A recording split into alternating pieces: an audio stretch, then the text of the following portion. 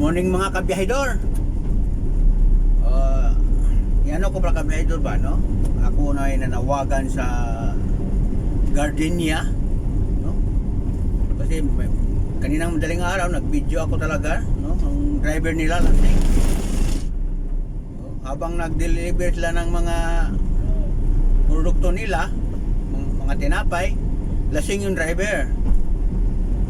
So sa akin lang kasi dyan, hindi naman sa inisiraan natin ang driver para sa akin lang kasi pag makadisgrasya, kawawa yung mga inosente, no, nga mabanggaan, madumbol dahil sa lasing, no.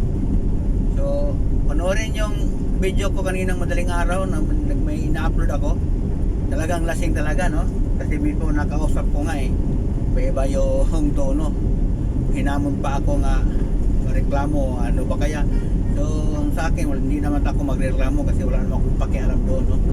Sa akin lang, concern lang ako sa tao nga maaring mabangga nila o makadisgrasya sila, di ba?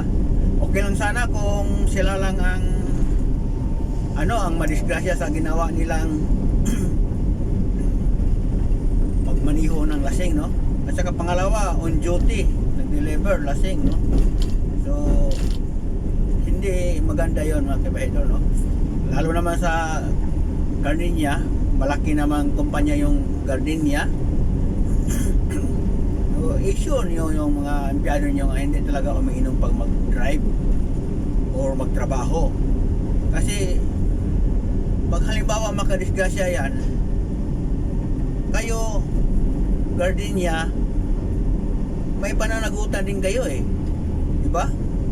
Makapatayan ng tao, kayo din magbayad niyan dahil pinaduty ninyo ang empleyado ninyo nga lasing. Kaya pakishare nito mga kabiyahidor para makarating sa Gardenia, at sana mapanood nyo yung video ko sa kaninang madaling araw doon sa Rojas City, no? Talagang napakalasing talaga. So, muntik pa nga sila magsuntukan yung ko kasama siguro niya yun, no? Sino yung kainuman niya doon. So hindi ko na binibidyohan yung nag-inom talaga sila doon kasi ang iba naman kainom behave naman yung maliban lang sa driver ng Gardenia, no? So okay lang sana mag-inom sila, no?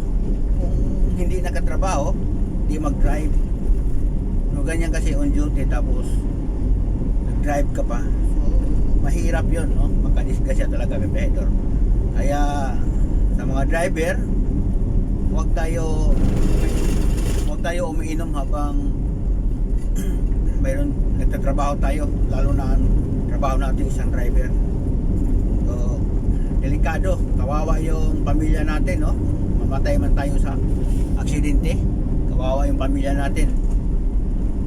Kaya pakishare lang mga kabiyahidor para makarating sa management ng Gardenia, at sana mapanood yung video ko.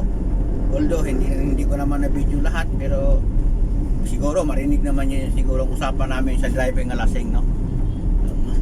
Sinasabi pa na wala yung susi, pero paglabas ko ng 7-Eleven, umalis na kahit lasing. So yan mga kabahidor, no? Napakadelikado nga mag-drive na lasing. So sana mabigyan niya ng ng management ng Gardenia, no? Magbigyan ng karampatan, parusa ang ganyang klase mga empleyado.